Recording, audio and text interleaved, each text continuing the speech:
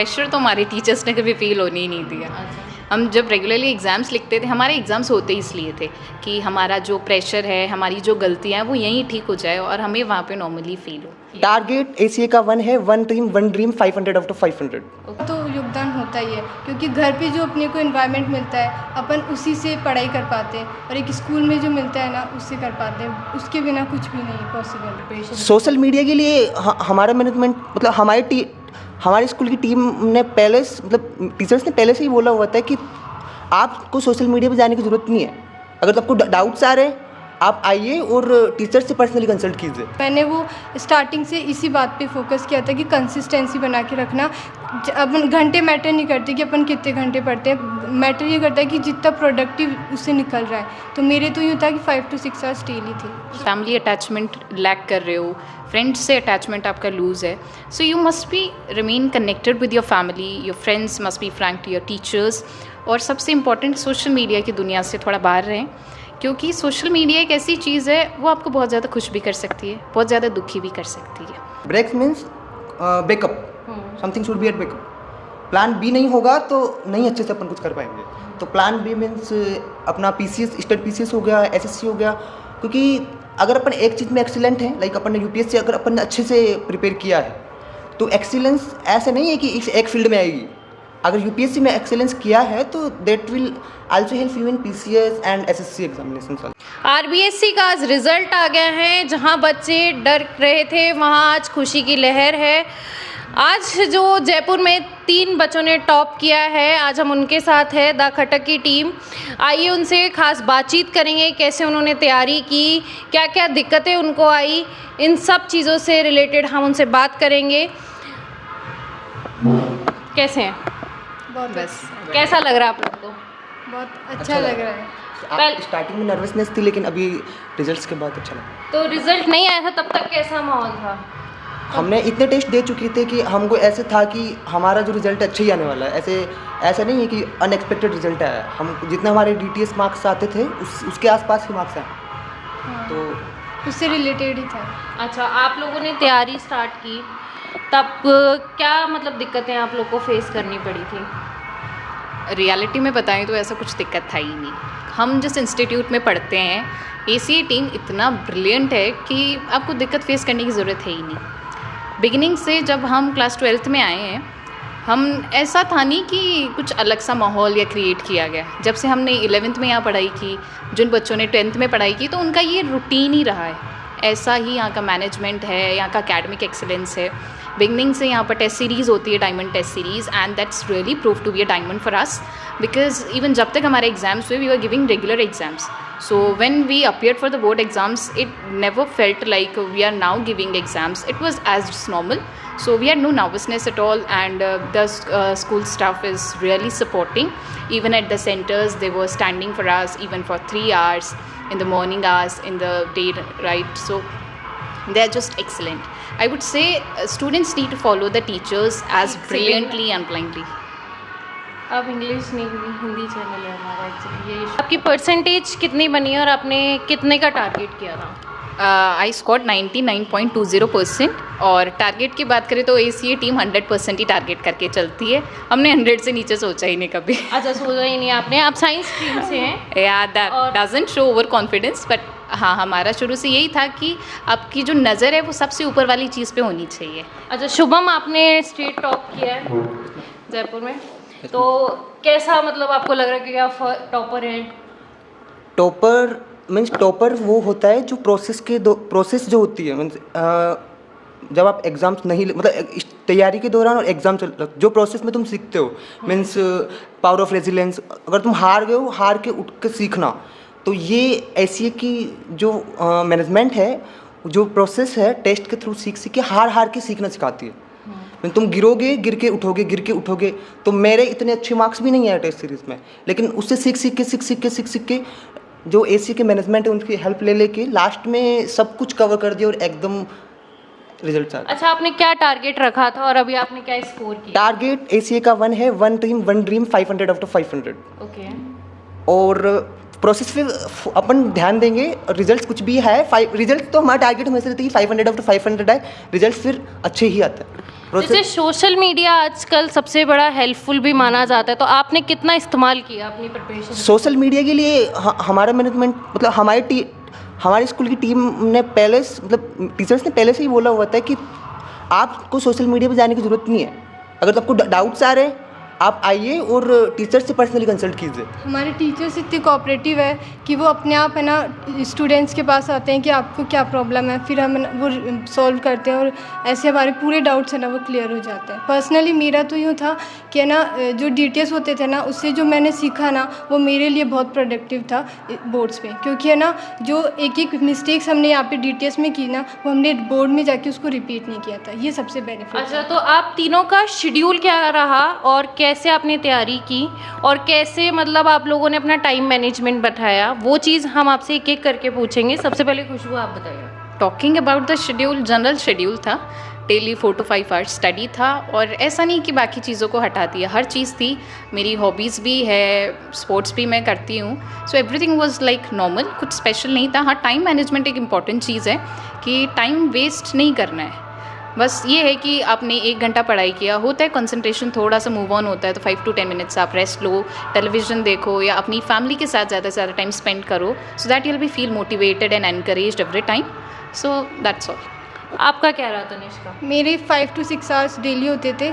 आप है ना कंसिस्टेंसी मैटर करती है। जैसे हमारे टीचर्स ने स्टार्टिंग में बोला था कि बेटा कंसिस्टेंसी बना के रखोगे ना तभी लास्ट में कुछ अचीव होगा, तो ये जो पॉइंट था ना मैंने वो स्टार्टिंग से इसी बात पे फोकस किया था कि कंसिस्टेंसी बना के रखना। अपन घंटे मैटर नहीं करते कि अपन कितने घंटे पढ़ते हैं, मैटर ये करता है कि जितना प्रोडक्टिव उससे निकल रहा है। तो मेरे तो यूँ था कि 5 to 6 आवर्स डेली थे। शुभम आपका कैसे रहा? मेरे साथ ऐसा है कि मैंने पर्सनली कोई शेड्यूल नहीं बनाया, क्योंकि नंबर ऑफ हाउस कभी काउंट नहीं किए।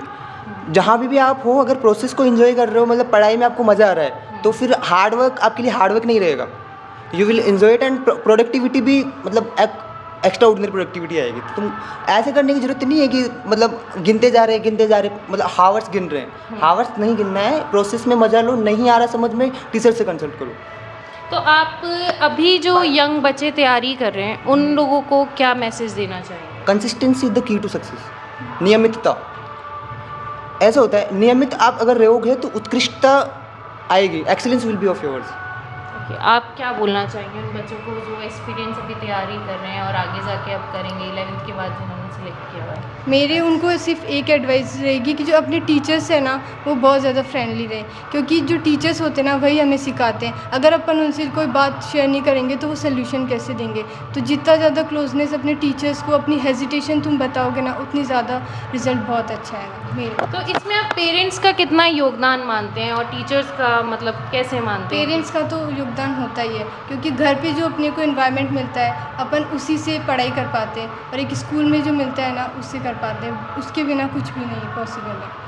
तो घर पे तो बहुत अच्छा एनवायरनमेंट है। सबको पता है पेरेंट्स ही अपने पहले टीचर्स होते हैं, तो अगर हम पेरेंट्स के मतलब पेरेंट्स को फॉलो करो, और यहाँ जब आप स्कूल्स में आओगे तो टीचर्स भी आपको इस तरह सपोर्ट करेंगे कि आपको नहीं लगेगा कि पेरेंट्स से कुछ डिफरेंट, पेरेंट्स जैसा सपोर्ट करते हैं। अच्छा, एग्ज़ाम टाइम्स में एक डिफरेंट टाइप ऑफ प्रेशर बन जाता है हमारे माइंड सेट में, उस टाइम में कैसा रहता है आप लोग का, मतलब माइंड सेट कैसा रहता है और किस तरह हम उसको रिफ्रेश कर सकते हैं कि नहीं हमें वापस तैयारी स्टार्ट करनी? प्रेशर तो हमारे टीचर्स ने कभी फील होने ही नहीं दिया।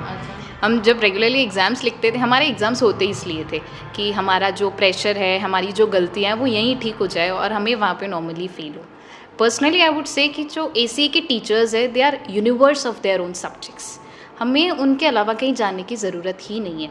टॉकिंग अबाउट द प्रेशर, तो टीचर्स इतने फ्रैंक हैं, इतने फ्रेंडली है, you will just feel like they are your friends, you will never feel they are strict teachers और like that. And even strictness होना चाहिए, लेकिन इतना भी नहीं कि बच्चे पूछने से डरे। यही ACA की खास बात है, डिसिप्लिन, फ्रेंडलीनेस एंड टारगेट तीनों एक साथ चलते हैं। अच्छा, मुझे आप दोनों से एक सवाल करना है, क्योंकि आप आर्ट्स के स्टूडेंट हैं और आपको पता होगा हमारे आर्ट्स में से कहा जाता है कि कमज़ोर बच्चे लेते हैं। हाँ, तो ये इस चीज़ पे आप लोग क्या कहना चाहेंगे? पहली बात तो ये है कि आर्ट्स एंड साइंस मैटर नहीं करता, क्योंकि जो आपका पैशन है वो अपने को मतलब उसके लिए परस्यू करना चाहिए, तो यही कहना चाहेंगे। और जो आर्ट्स की बात है तो arts is a dynamic subject, आप आंसर्स लिख के आ गए तब भी आप श्योर नहीं हो कि आपके पूरे मार्क्स आ जाएंगे। ऐसे, क्योंकि वो उस पर मतलब एग्जामिन पे डिपेंड करते हैं उसको पसंद आ रहा है नहीं आ रहा। तो 2-3 चीज़ें हैं, जैसे प्रेजेंटेशन हो गई, और प्रेजेंटेशन की बात है तो हमारे यहाँ टेस्ट सीरीज़ है, बार बार प्रेजेंट करो तो वो हैबिचुअल हो जाता है। तो वही है कि कंसिस्टेंसी रखो, प्रेजेंटेशन अच्छे से करके आओ, अच्छे होगा मतलब। तनिष्का, आप क्या बोलना? मैंने तो आर्ट्स इसलिए लिया था क्योंकि मुझे मेरा ड्रीम यूपीएससी को क्लियर करना था।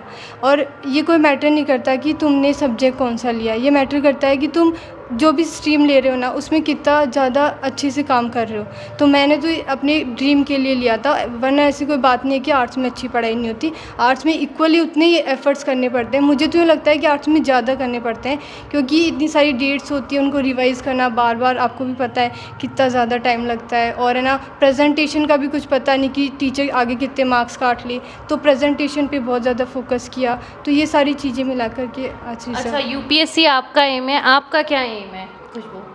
मैंने साइंस इंटरेस्ट वाइज लिया था। सो माई ड्रीम हर किसी का होता है आजकल के जनरेशन में, as I would like to go for civil services. Civil services and yours?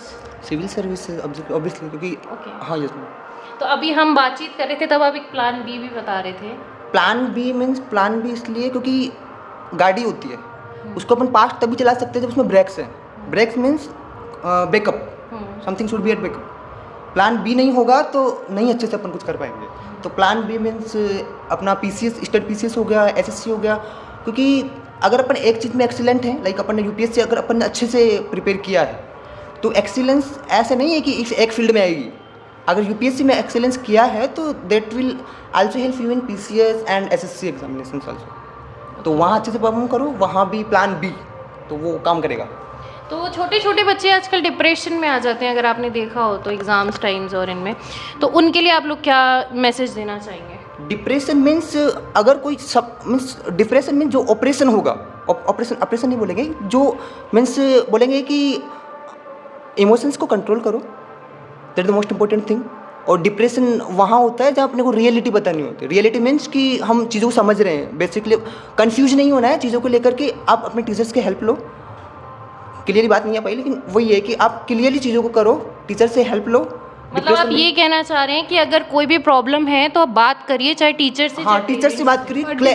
Clarity होना जरूरी है कि हम कहाँ स्टैंड कर रहे हैं, और डिप्रेशन हो किस चीज़ का रहा है। डिप्रेशन किसी न किसी चीज़ का तो होगा, तो उसको वर्क करने से डिप्रेशन जाएगा। ऐसे सोचते रहने से डिप्रेशन नहीं जाता है। डिप्रेशन कब आता है? जब अपन पाइल करके रखते हैं वर्क को। अगर रोज़ाना के काम रोज़ाना करेंगे ना तो कुछ भी डिप्रेशन नहीं आएगा लास्ट में। अगर अपन रेगुलरली स्टडी कर रहे हैं 5 to 6 आवर्स डेली, तो डिप्रेशन का रीज़न ही नहीं होगा, अगर अपन डेली स्टडी कर रहे हैं तो। आपका क्या कहना है? आई वुड से कि डिप्रेशन एक ऐसी प्रॉब्लम है जो तब आती है जब आप फैमिली अटैचमेंट लैक कर रहे हो, फ्रेंड्स से अटैचमेंट आपका लूज़ है।